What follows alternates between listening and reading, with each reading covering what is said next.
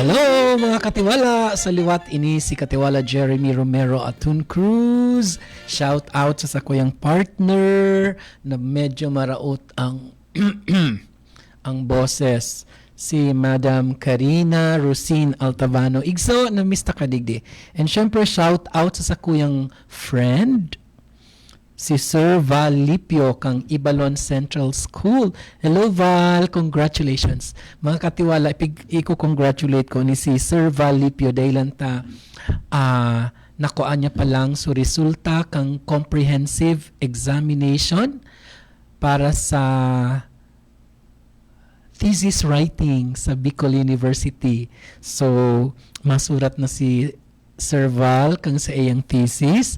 Congratulations and of course good luck. Kay puhan ta yan i-celebrate.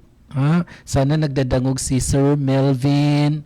Sir Melvin, kung nagdadangog ka man po, kay puhan tang i-celebrate ang good news ni Val Lipio. Siyempre shout out man sa sakuyang mga pag-iriba sa regional office kang Department of Education. So ipadagos ko na medyo gari nabibitin kita. So mga suggested programs or activities para sa celebration kang National Women's Month. Gwadigdi pigtataram ni PCW or Philippine Commission on Women ang serbisyo para sa kababaihan. Ang serbisyo para sa kababaihan, for example, sa pamilya, kung si ate, pirmi iyo ang nag-uugas, iyo ang assignment niya, pwedeng si kuya, or kung si man sa miyembro kang pamilya, ang maugas ngo na. Bako na muna si ate. That's celebrating, a simple way of celebrating women sa satuyang arong. Kung ang babae sa arong si mama para laba, sa aga, kung malaba si mama, daingon na palabahon. Si papa o kung si man ng mga aki ang maglabango na. So si mama sitting pretty sa arong. Ayo, na-imagine ko si mama sa arong, nakaitaas ang bitis sa salaset, sa bangko, sus marayon ang pagtukaw-tukaw. Tapos, linibre ni aki niya, pigpa-pedicure, pigpa-manicure, pigpa-reband subuhok. So, diba, we can do it in our own ways sa satuyang arong. Even mga ining sukatabang ta sa arong na babae, halimbawa, kung ang mga katabang ta, syempre, katabang tangani sa arong, may mga specific sindang duty. Pwede man tawan ta sinda ki break sa routines ninda. Sinda ang maugas. So, ma-volunteer. Ate, bako ka na mag-iling ka na mo ng TV, magkikigkigayod, si Yaya na, natatama, papatibihon daw ako na maugas ako. De ka nung mag-TV, de ka nung mag-ugas, mag-iling ka na mo ng TV, ako ang maugas para sa imo, Women's Day baga, if it's tomorrow, March 8. Sa barangay, kung an mga babae, like, in charge sa paglinig kang barangay hall or kang kapilya, kang ermita, so we can ask them to take a break and let others do the work for them. Diba? Gayon na, sa local level sa arong, sa barangay, pwede din sa opisina, kung si madam, pig-upod, madam, they usually baga madam, but the dictionary says the stress should fall on the first syllable, so it's madam. Kaya lang na nasanay kitang madam, maski ako man baga nagtataram kay madam, but it should be daw madam. Okay, anyway, para riyo man sa nangyayaan, madam or madam, basta madam para riyo. Halimbawa si madam sa opisina, Iyo ang in charge kang pagpara entertain kang bisita. Di kung ika available ka man lang, bako ka busy, di ika na mo na ang magsalida sa trabaho ni Madam or Madam. Aram ko nagigiulog si Val kaining Madam or Madam. And igwa man digdi na pig-suggest ang PCW or Philippine Commission on Women for DOH retained hospitals and local government units. Igwa digdi na in line with Section 17, which is Women's Right to Health or of RA 9710 or the Magna Carta of Women, which mandates the provision of comprehensive health services for women. DOH retained hospitals and LGUs are encouraged, as may be allowed, to support HPV testing and vaccination activities for women and girls, such as free or subsidized HPV screening, vaccination, and information and education sessions on cervical cancer prevention. So, mas magayon ini, di ba? Because advocate din not only ang women's rights but women's health. Importante yun pa. Dahilan ta mas nagdadakol ang nagkakaigwa ki cancer, particularly sa mga kababaihan. Another suggested activity is cultural and artistic events. So, manlain-lain, dakulo nun ng mga programa, lalo na ang mga LGUs, igwasinda ki mga programa, mga activities in line sa Women's Month celebration. So, may cultural presentation, honoring women, may concert for women. But it does not necessarily mean nagabos lang babae ang ma-perform. Not really.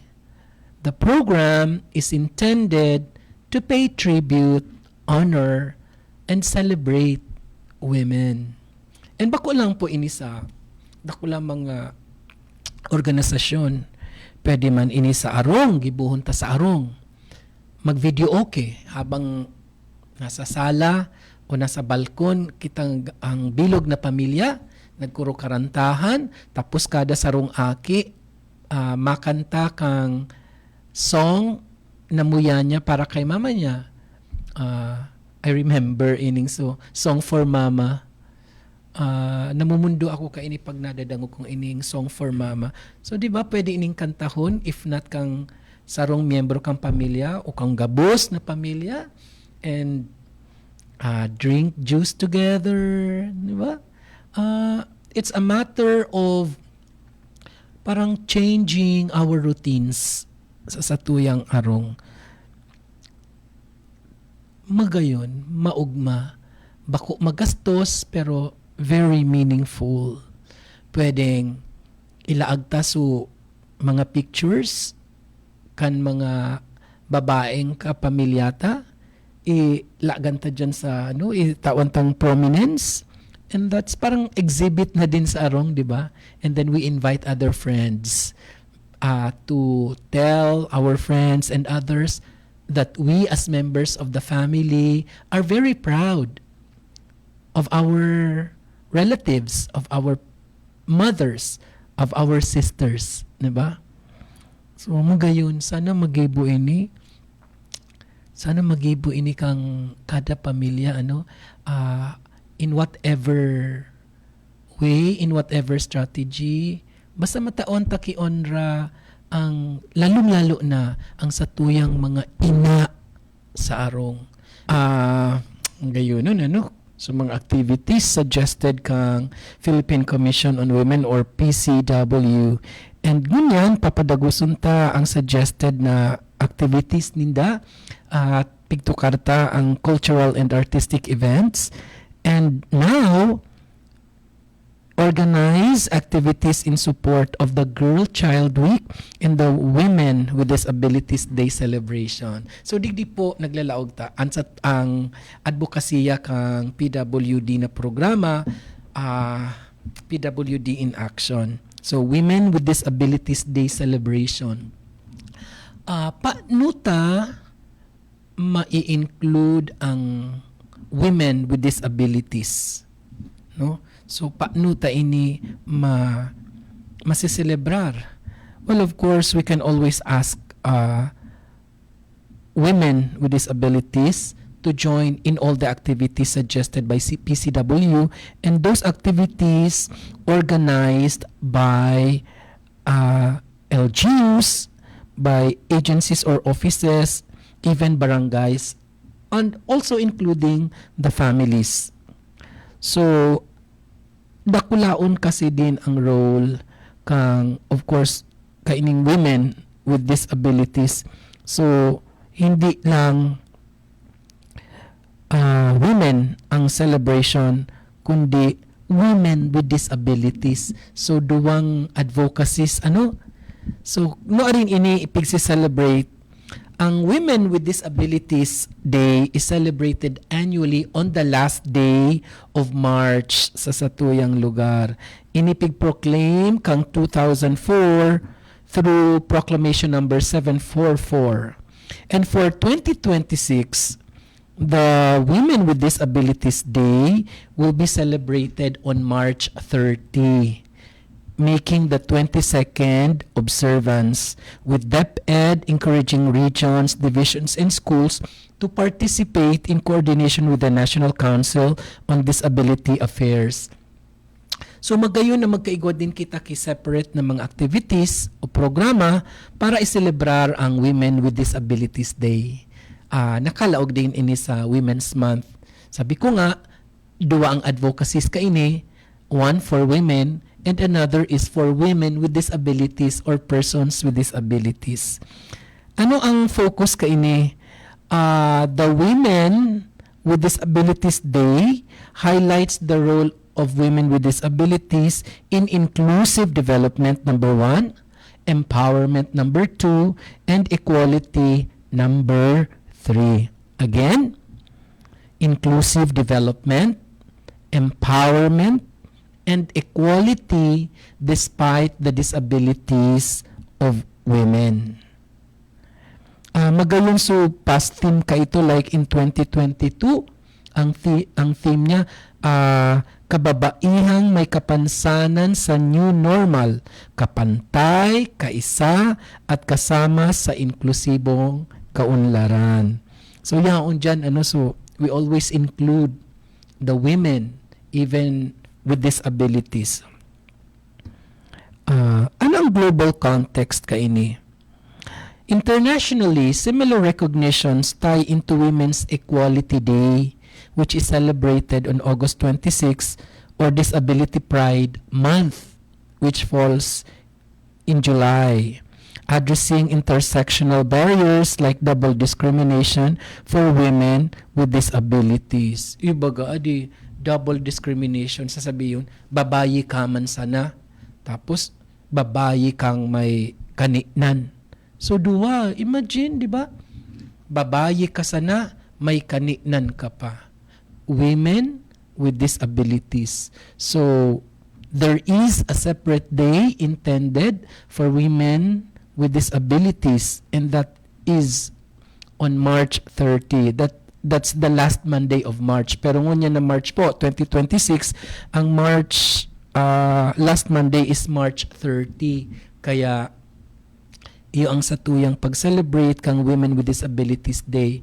As an advocate for persons with disabilities, lalo na ining programa tang PWD in Action, we strongly suggest that there is a separate activity o programa para sa Women with Disabilities Day. Hindi lang yung celebration as part of the National Women's Month, but as a separate, prominent activity solely for women